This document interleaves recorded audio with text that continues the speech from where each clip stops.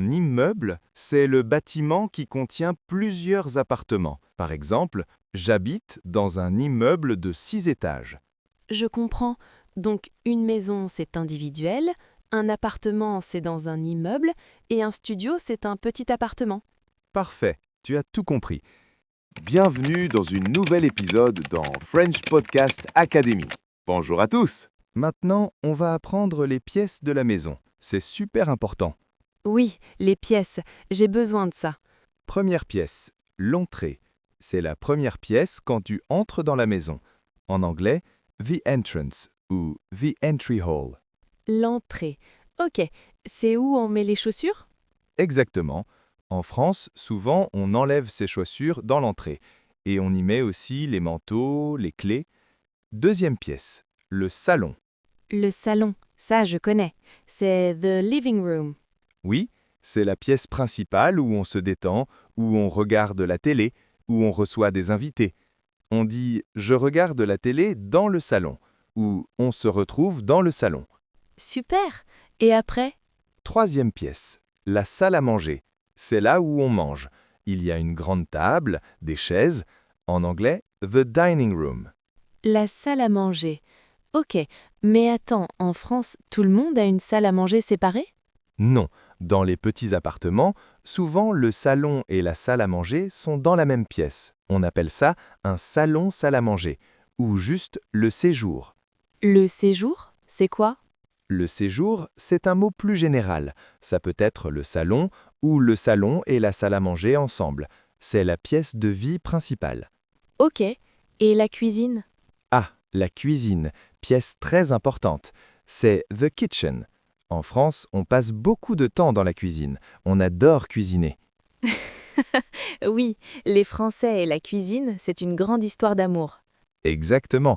Et dans les annonces immobilières, tu vas voir parfois cuisine équipée ou cuisine aménagée. Ça veut dire que la cuisine a déjà des meubles et des appareils. Ah, cuisine équipée, ça veut dire qu'il y a déjà le four, le frigo? Oui, équipée, ça veut dire avec les appareils. Four, frigo, plaque de cuisson. Aménagé, ça veut dire avec les meubles, mais pas forcément les appareils. Mais attention, les définitions peuvent varier. Ok, c'est bon à savoir. Et maintenant, la chambre? Oui, la chambre, ou la chambre à coucher si on veut être plus précis. C'est the bedroom. On y dort, on y met le lit, l'armoire. Donc je dis juste la chambre, pas la chambre de lit. Exactement, juste la chambre. Si tu as plusieurs chambres, tu dis une chambre, deux chambres, trois chambres. Dans les annonces, tu verras T2, T3, F2, F3. T2? F3? C'est quoi ça? Ah, très bonne question. En France, dans les annonces, on utilise des codes. T ou F, ça veut dire le nombre de pièces principales, sans compter la cuisine et la salle de bain. Je ne comprends pas. Explique mieux. Ok. T2 ou F2, ça veut dire deux pièces principales. En général, un salon plus une chambre. T3 ou F3, c'est trois pièces. Un salon plus deux chambres. Et ainsi de suite. Ah, donc si je cherche un appartement avec 2 chambres, je cherche un T3. Exactement, tu as compris. Bon, continuons avec les pièces. On a parlé du salon, de la salle à manger, de la cuisine, de la chambre. Maintenant, la salle de bain. Ah oui, la fameuse salle de bain française. Tu as dit au début que c'est différent des toilettes. Oui, en France, souvent, la salle de bain et les toilettes sont deux pièces séparées. La salle de bain, c'est là où il y a la douche ou la baignoire, le lavabo, le miroir. Et les toilettes? Les toilettes ou les WC, on dit les WC, c'est une petite pièce séparée juste pour les toilettes. En anglais, the toilet ou the restroom. Donc si je cherche les toilettes, je ne dois pas demander où est la salle de bain. Non, tu demandes où sont les toilettes ou où sont les WC. Si tu dis où est la salle de bain, on va te montrer la douche. Ok, maintenant je comprends ton erreur du début. C'est drôle. Oui, j'étais très embarrassé. Bon, parfois, dans les petits appartements, la salle de bain et les toilettes sont ensemble. On appelle ça une salle d'eau ou une salle de bain avec WC. D'accord. Et il y a d'autres pièces? Oui, il y a le bureau. C'est la pièce où on travaille, avec l'ordinateur, le bureau, le meuble, la chaise. En anglais, the office ou the study. Le bureau. Mais attends, le bureau, c'est aussi le meuble, non? Oui, en français, le bureau, ça peut être la pièce ou le meuble. C'est un peu confus. Le contexte est important. Je travaille dans mon bureau égale la pièce. Mon ordinateur est sur le bureau égale le meuble. Ok, il faut faire attention au contexte. Et quoi d'autre comme pièce? Il y a le couloir, c'est le passage entre les pièces. En anglais, the hallway ou the corridor. Et il y a aussi le balcon situé dans un appartement ou la terrasse si c'est au rez-de-chaussée ou dans une maison. Le balcon et la terrasse, c'est pareil? Presque. Le balcon, c'est petit, en hauteur, attaché à l'appartement. La terrasse, c'est plus grand, souvent au sol ou sur le toit. Les Français adorent les balcons et les terrasses. C'est vrai? Pour boire le café le matin? Exactement. Et il y a aussi le jardin pour les maisons. C'est l'espace vert autour de la maison, the garden. Ok. Et la cave et le grenier? Ah oui, la cave, c'est en bas, sous la maison. C'est souvent sombre et frais. On y met les bouteilles de vin, les vieilles affaires. En anglais, the basement ou the cellar. Et le grenier? Le grenier, c'est en haut, sous le toit. En anglais, the attic. On y met aussi les vieilles affaires, les valises, les souvenirs. Super! Maintenant, je connais toutes les pièces. On peut passer aux meubles? Oui, on passe au niveau supérieur. Les meubles du salon d'abord. Ok. Quel meuble dans le salon? Alors, dans le salon, tu as le canapé. C'est le grand siège confortable où on s'assoit. En anglais, the sofa ou the couch. Le canapé. Ok. Et souvent, il y a une table devant? Oui, la table basse. C'est une petite table devant le canapé. On y pose le café, les magazines, la télécommande. En anglais, the coffee table. La table basse. Et quoi d'autre? Tu as le fauteuil, c'est comme le canapé, mais pour une seule personne. En anglais, the armchair. Et tu as aussi les étagères ou la bibliothèque pour les livres. Les étagères et la bibliothèque? C'est la même chose? Presque. Les étagères, ce sont juste les planches sur le mur. La bibliothèque, c'est un meuble avec des étagères, souvent fermées ou plus grands. Mais beaucoup de gens utilisent les deux mots de la même façon. Ok. Et la télé?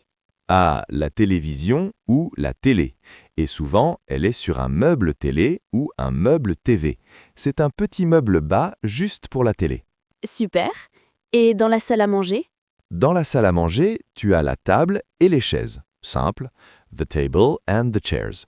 Parfois, on dit la table à manger pour être plus précis. Et dans la cuisine? Il y a beaucoup de choses dans la cuisine. Oui, beaucoup de choses. On commence par les gros appareils. Le réfrigérateur ou le frigo. C'est pour garder la nourriture froide. The refrigerator ou the fridge.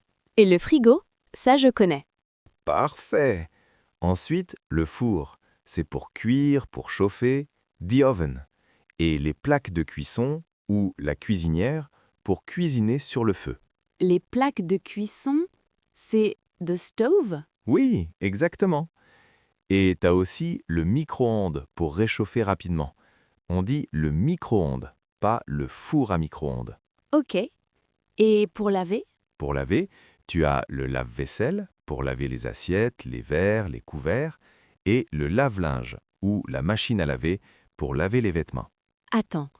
Le lave-vaisselle, c'est pour les assiettes et le lave-linge pour les vêtements? Exactement. Ne les confonds pas. Lave-vaisselle égale dishwasher. Lave-linge égale washing machine. Ok, noté. Et les petits objets de la cuisine? Ah, il y en a tellement.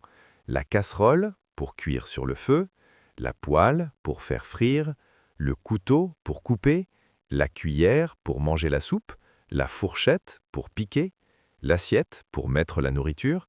Attends, trop rapide. La cuillère, c'est de spoon? Oui, la cuillère égale spoon.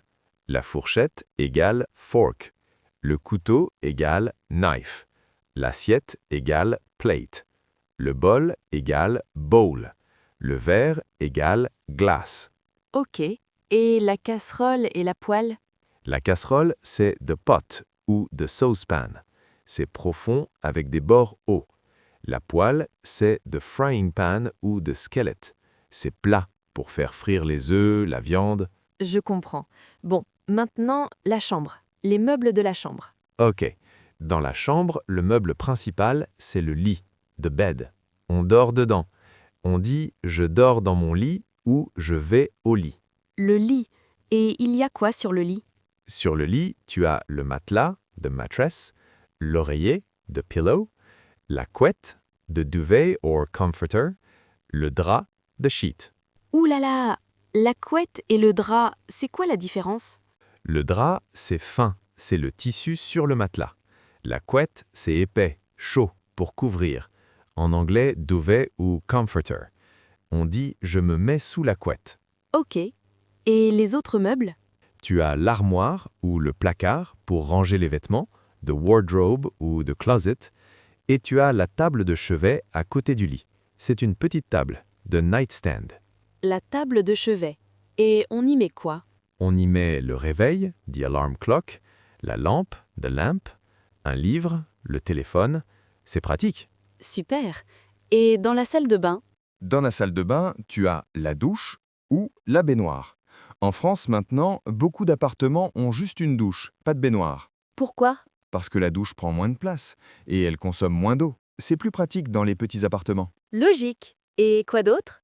Tu as le lavabo pour se lever les mains et le miroir au-dessus. Et tu as aussi les serviettes pour s'essuyer. Les serviettes. Et on range où les serviettes? Souvent sur un porte-serviette ou dans une armoire de salle de bain. Ok. Et les petits objets, le shampoing, le savon? Ah oui, le shampoing, le savon, le dentifrice, la brosse à dents, le gel douche. La brosse à dents. On dit la brosse à dents, pas la brosse de dents? Oui, en français, on dit « à ».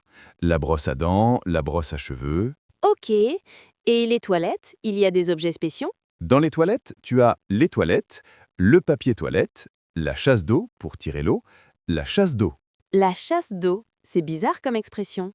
Oui, tirer la chasse d'eau, ça veut dire « to flush the toilet ». On dit « n'oublie pas de tirer la chasse d'eau ». Ok, c'est noté. Bon, on a vu beaucoup de choses. Il y a encore des objets importants? Oui, il y a les objets du quotidien dans toute la maison. Par exemple, la porte, la fenêtre, le mur, le plafond, le sol. Le sol et le plancher, c'est pareil? Oui, presque. Le sol, c'est général. Le plancher, c'est spécifiquement quand c'est en bois. Mais la plupart des gens disent juste le sol. Ok. Et pour la lumière?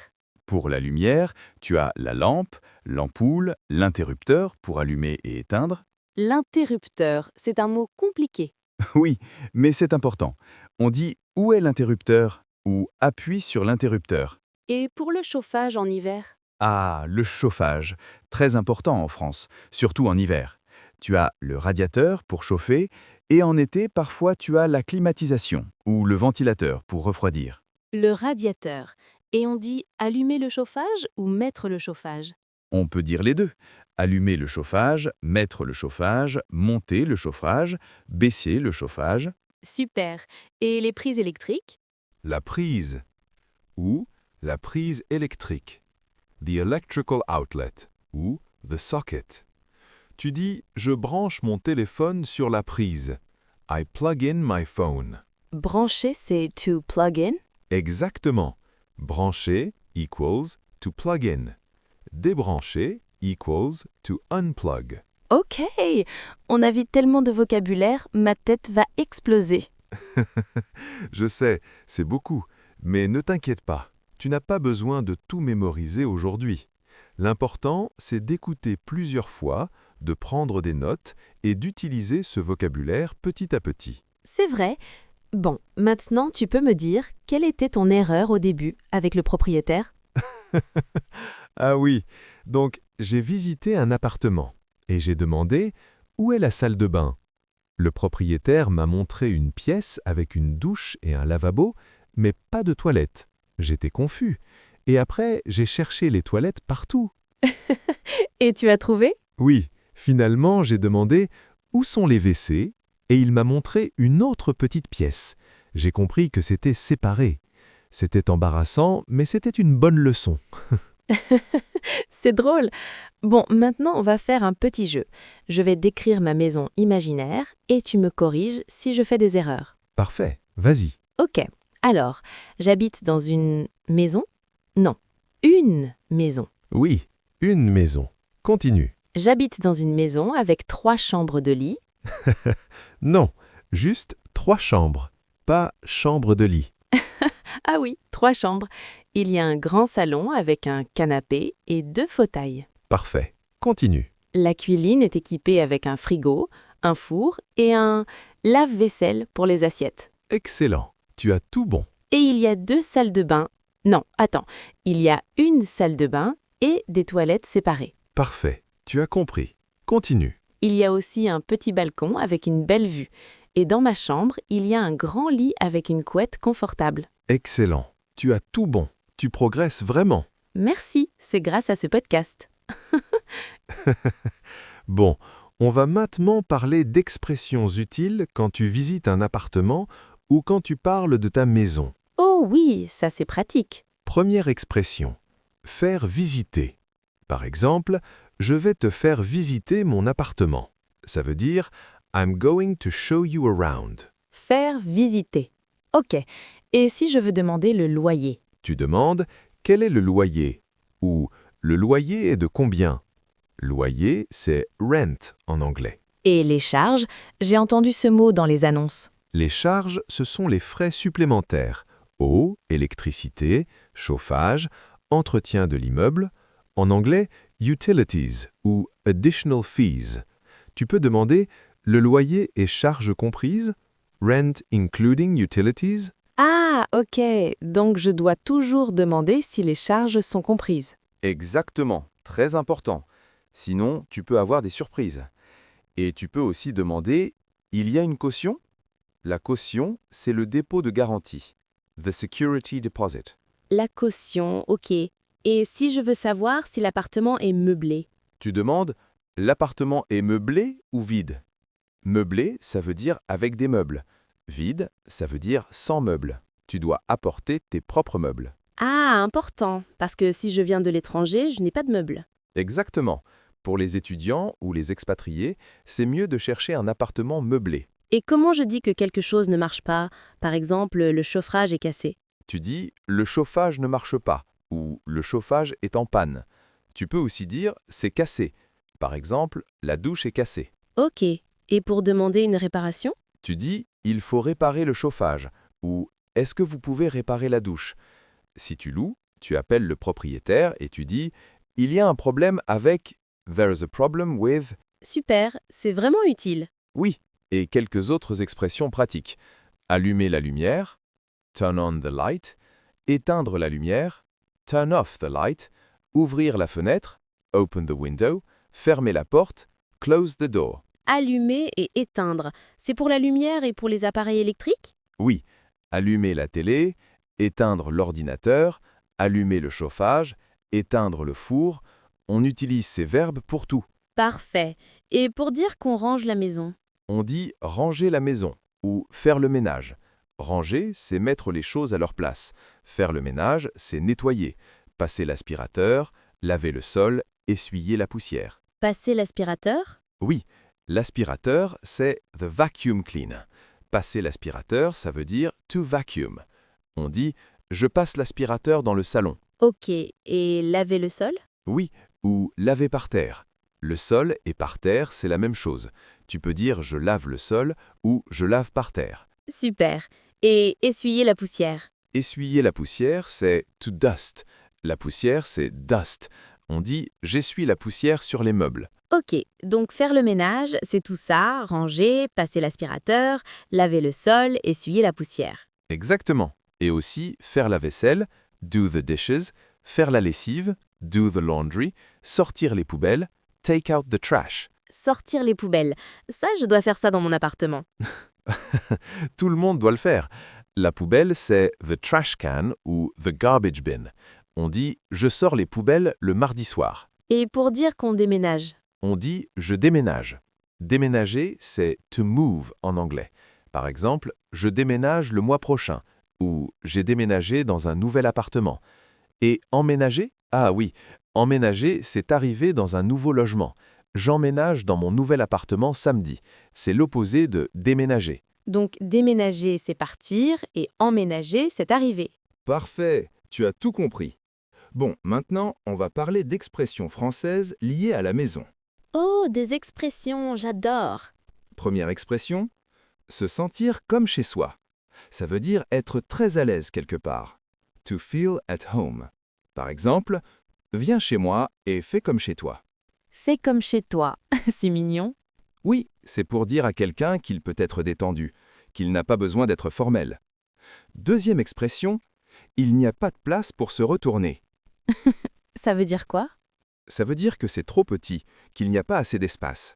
Par exemple, mon studio est minuscule, il n'y a pas de place pour se retourner. C'est drôle. Et il y en a d'autres? Oui, c'est le bazar ou c'est le bordel. Attention, un peu vulgaire. Ça veut dire que c'est en désordre, que c'est le chaos. My room is a mess. C'est le bazar. Ok, je vais utiliser ça quand ma chambre est désordonnée. Parfait. Et on dit aussi remettre de l'ordre pour ranger. Je dois remettre de l'ordre dans ma chambre. Super. Et pour dire qu'on invite quelqu'un? On dit inviter quelqu'un à la maison ou inviter quelqu'un chez soi. Par exemple, je t'invite chez moi samedi soir. Chez moi, chez toi, chez lui. C'est pour dire at my place, at your place. Exactement. Chez moi égale at my place, chez toi égale at your place, chez lui égale at his place, chez elle égale at her place. On utilise ça tout le temps. Ok, donc on se retrouve chez moi, ça veut dire let's meet at my place. Parfait. Et on peut aussi dire passer chez quelqu'un pour une visite rapide. Je passe chez toi ce soir. I'll stop by your place tonight. Cool. Bon, on a appris tellement de choses aujourd'hui. Récapitulons un peu. Oui, excellente idée. Alors, aujourd'hui, on a appris les types de logements, maison, appartement, studio, immeuble. Les pièces, l'entrée, le salon, la salle à manger, la cuisine, la chambre, la salle de bain, les toilettes, le bureau, le couloir. Les meubles principaux, le canapé, le fauteuil, la table, les chaises, le lit, l'armoire, la table de chevet. Les appareils électroménagers, le frigo, le four, les plaques de cuisson, le micro-ondes, le lave-vaisselle, le lave-linge. Les objets de la cuisine, la casserole, la poêle, le couteau, la fourchette, la cuillère, l'assiette, le verre, le bol. Les objets de la salle de bain, la douche, la baignoire, le lavabo, le miroir, la serviette, le shampoing, le savon. Et les expressions utiles, faire visiter, le loyer, les charges, meubler ou vide, faire le ménage, déménager, emménager. Waouh, c'est énorme! On a vraiment appris beaucoup. Oui, et tu sais quoi? C'est juste le début. Il y a encore plein de vocabulaire à découvrir. Mais là, je me sens déjà beaucoup plus confiante.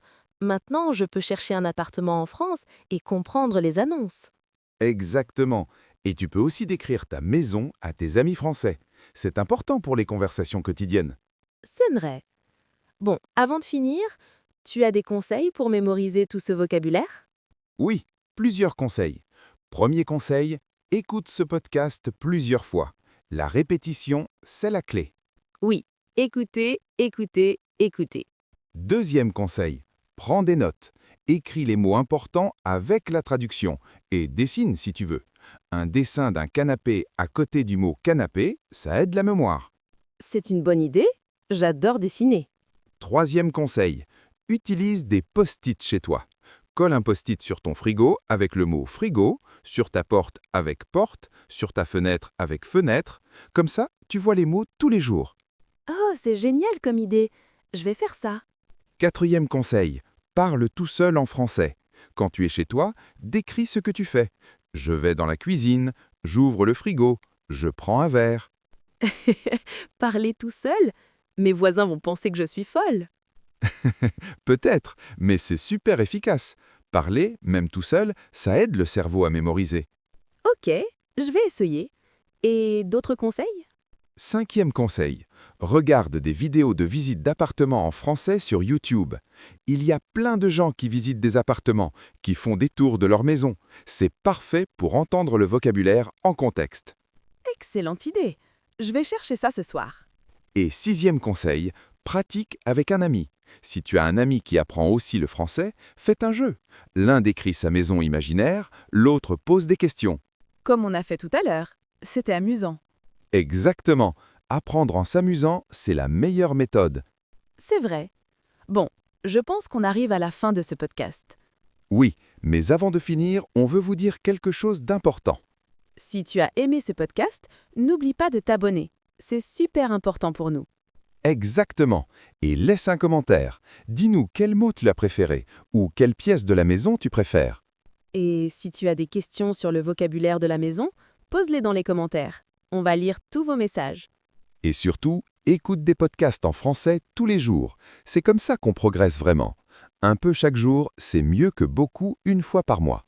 C'est clair. La régularité, c'est la clé. Et tu sais quoi? On a une petite question pour nos auditeurs. Quelle est la pièce la plus bizarre que tu as vue dans une maison? Raconte-nous dans les commentaires. Oh oui, moi j'ai vu une fois un appartement avec les toilettes dans la cuisine. Je te jure, c'était tellement bizarre. Dans la cuisine? Non mais c'est pas possible. C'était où? À Paris, un tout petit studio.